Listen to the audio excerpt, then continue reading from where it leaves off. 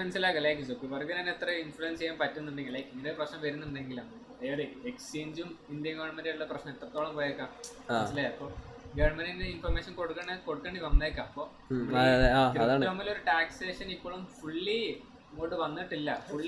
അടുത്തൂടെ പോലും പോയിട്ടില്ല. ഇവിടെ ഇപ്പൊ ടാക്സ് ചെയ്യേണ്ടത് ഗവൺമെന്റിന് അറിയില്ല ഏത് പോയിന്റ് ഇതിപ്പോ എങ്ങനെ എവിടുന്ന് പിടിക്കുന്ന അവർക്കൊരു ഐഡിയ ഇല്ല. അതാണ് അതിന്റെ പോയിന്റ്. ഇതുവരെ ഇല്ല. പക്ഷെ ക്രിപ്റ്റോയിൽ എല്ലാത്തിനും അവിടെ ഡീറ്റെയിൽസ് ഉണ്ട്. ട്രാൻസാക്ഷൻ നമുക്ക് എല്ലാവരും കാണാം. ഒന്നുമില്ല, എല്ലാം ബാക്ക് ട്രേസ് ചെയ്യാൻ പറ്റും. എല്ലാം ബാക്ക് 4 കൊല്ലം ചെയ്ത് ഇപ്പൊ കാണാൻ പറ്റുന്ന സംഭവമാണ് ക്രിപ്റ്റോ. അത്രക്ക് നമുക്ക് കാണാൻ പറ്റുന്ന സംഭവം വിസിബിളാ. അപ്പൊ ഗവൺമെന്റ് ഇനിയൊരു ടാക്സേഷൻ കൊണ്ടുവന്നാലും മുമ്പത്തെ ടാക്സ് എടുക്കൊണ്ട് പറ്റും. അങ്ങനെ ഒരു എല്ലാം കൂടെ ഒരുമിച്ച് പിടിച്ചങ്ങോട്ട് കൊടുക്കാണെന്ന് പറഞ്ഞാൽ കൊടുക്കാം. അപ്പൊ അവർക്ക് അങ്ങനെ ഒരു ഓപ്ഷൻ. അപ്പൊ ക്രിപ്റ്റോ ടാക്സ് ഒരു വിഷയം ചാൻസ് ഉണ്ട്. അപ്പോൾ അത് എത്രത്തോളം എഫക്റ്റ് ആവും, എന്തിന്റെ ബേസിലാണ്, TDS ട്രാൻസാക്ഷൻ ബേസിലാണ് വരുന്നത്, P2P ബേസിലാണ് വരുന്നത്. എനിക്ക് തോന്നുന്നത് ഹെവിലി ഇന്ത്യൻ മാർക്കറ്റിൽ മണി വരുമ്പോഴായിരിക്കും ടാക്സ് വരുന്നത്. വേണമല്ലോ പറയാം. ഇതിപ്പോ ഇത് ഇന്ത്യൻ മാർക്കറ്റിലേക്ക് മണി കടക്കുന്നിടം വരെ അതൊരു എന്താ പറയണ്ടേ, ഇന്ത്യയുടെ സ്വത്തായിട്ട് കൂട്ടാൻ പറ്റില്ലല്ലോ.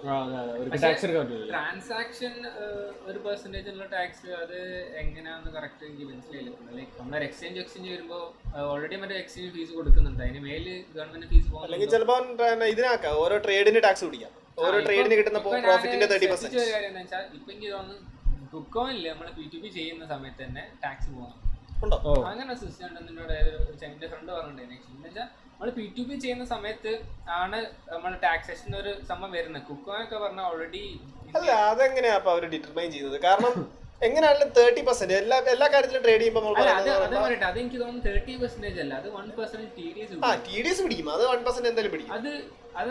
അത് പിടിക്കും. അത് പോട്ടെ നോക്കാം. അത് ജസ്റ്റ് കംപ്ലീറ്റ്ലി അവോയ്ഡ് ചെയ്യാം. ഞാൻ പറയുന്നത് വെച്ചാൽ 30% ടാക്സ് ട്രാൻസാക്ഷൻ വരുന്ന ട്രേഡിന് വരുന്ന പ്രോഫിറ്റ് കിട്ടുന്ന 30% ടാക്സ്. അത് നല്ല കോമഡിയാണ്. നമ്മളെ ഈ പ്രോഫിറ്റിന്റെ ടാക്സ് വരുന്നത് ക്യുമുലേറ്റീവ് പ്രോഫിറ്റ് മേലല്ല നോക്കുന്നത്. അല്ല, ഓരോ ട്രേഡിനുള്ള പ്രോഫിറ്റ്. ഇന്നൊരു പ്രോഫിറ്റ് 100 കിട്ടി, നാളെ 100 പ്രോഫിറ്റിന്റെ ഷെയർ ചെയ്ത് കൊടുക്കണം.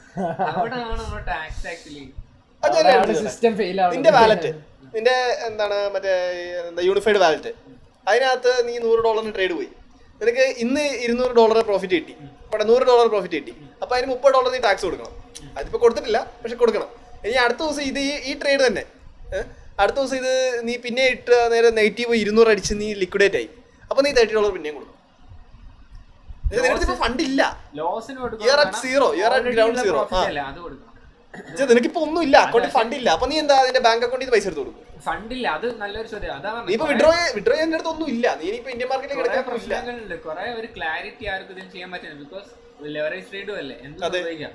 ലൈക്ക് ഞാൻ ഒരു $40-50 പ്രോഫിറ്റ് ആക്കി ഞാൻ ക്രോസ് എല്ലാ ട്രേഡ് വാങ്ങിച്ചാൽ മൊത്തം അക്കൗണ്ട് ലിക്വിഡേറ്റ് ആയാലോ.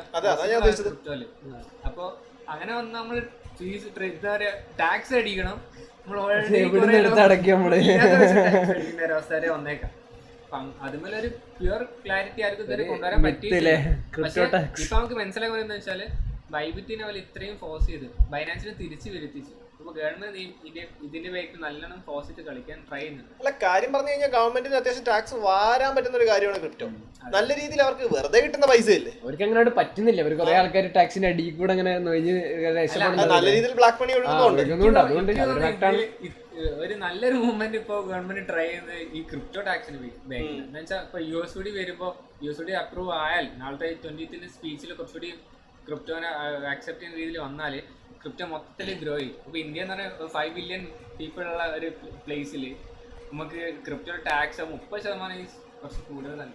അതെല്ലാം പിടിക്കാൻ പറ്റിയെന്ന് പറഞ്ഞാൽ ഭയങ്കര വലിയ എമൗണ്ട് ഗവൺമെന്റിലേക്ക് മാറി, നല്ലൊരു എമൗണ്ട് റോൾ. അപ്പൊ ഇത് മുന്നേ കണ്ടിട്ടായിരിക്കും. ബിക്കോസ് ട്രംപ് ജയിച്ച സ്ഥിതിക്ക് ഗവൺമെന്റ് ഫാസ്റ്റ് ആക്കും. ബിക്കോസ് ശ്രദ്ധിച്ചാൽ അറിയില്ല, ഇപ്പൊ ട്രംപ് ജയിച്ചതിന് ശേഷമാണ് ബൈബിറ്റ് ട്രേഡ് ബാൻ ആകുന്നത്. ഇത്രയും ട്രേഡ് ഒന്നും ബാൻ ആക്കിയാണ്. ബിക്കോസ് ബൈബിറ്റ് ഒരിക്കലും അവരോട് പോളിസി അപ്രൂവ് ചെയ്ത് പോകുന്നവരെ പറഞ്ഞിട്ടൊന്നുമില്ല. ഫൈനാൻസ് പിന്നെ ഒരു ഇതുണ്ടായിരുന്നു, മ്യൂച്വൽ സംഭവം ഉണ്ടായിരുന്നു. പക്ഷെ ബൈബിറ്റ് ഓൾറെഡി പറഞ്ഞതാ APK എല്ലാം ഒന്നുമില്ല, KYC വരെ ഒഴിവാക്കി വരും. പക്ഷെ ട്രേഡ് ഇതുവരെ പോയില്ല. ട്രേഡ് പറ്റൂല ഇതുവരെ പറഞ്ഞില്ല. ഈ ലാസ്റ്റ് മൊമെന്റിൽ പറയുന്നത് അത് പെട്ടെന്ന് കഴിഞ്ഞു. ലൈക്ക് ട്രേഡ് പറ്റൂല എന്നുള്ള നോട്ടിഫിക്കേഷൻ അധികം കാലം നിന്നില്ല, പെട്ടെന്ന് വന്നതാണ്. ഇപ്പൊ ഗവൺമെന്റിനെ പ്രഷർ നമുക്ക് എന്തായാലും മനസ്സിലാക്കാൻ പറ്റും.